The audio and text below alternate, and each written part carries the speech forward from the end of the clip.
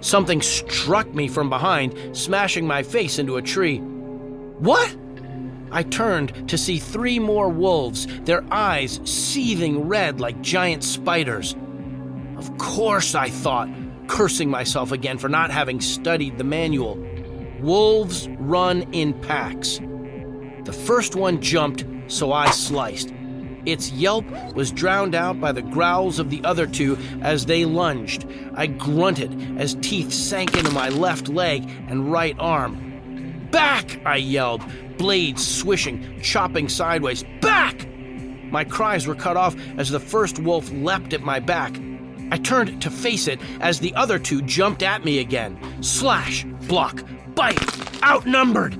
I could feel the rending teeth, jaw power capable of breaking bones. I retreated, swinging wildly.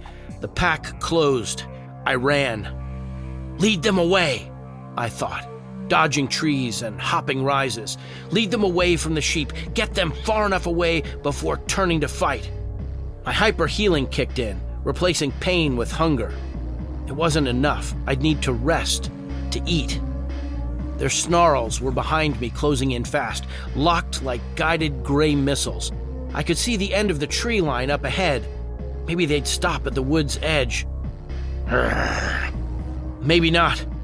Barely steps ahead of snapping jaws, I burst through the trees and tumbled down into the frozen river. A bite on my hip, sending me skidding across the ice. Get up.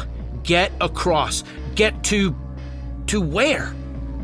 That big clump of snow I passed earlier, only it wasn't a clump. From this angle, I could see a door.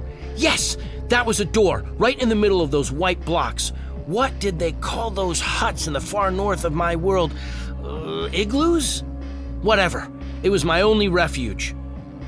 Running with all my might, leaping in, slamming the door behind me, and looking in amazement at this tiny, semi-furnished room. A crafting table, a furnace, even a bed. And wouldn't you know it, a carpet. White wool carpet I almost mistook for snow. And there were windows, too. Windows of ice that I'd missed from the outside because they must have been blocked by falling snow. What the? I began, mind racing as an outside growl pulled me back to reality. Right, I told the door. I'll be with you in a minute. Gobbling down a few baked potatoes, I began to calculate how I'd be able to take down my 3 furry jailers. They're already wounded, I reasoned, as food put the hyper back in my hyper healing, so maybe just a swipe or 2 each. Maybe if I open the door and let one in at a time. Here! A yelp from outside, a cry of canine pain. I tried looking out the windows again. Damn snow. Another squeal, right after a barely recognizable sound. There it was again. The twang of a bow, the whistle of an arrow, and the unmistakable thunk of it striking home. Came a third and final yelp. Then nothing. Silence.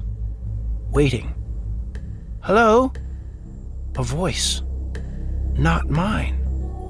Not in my head. A real, honest-to-goodness voice right outside. Hello? Anyone in there?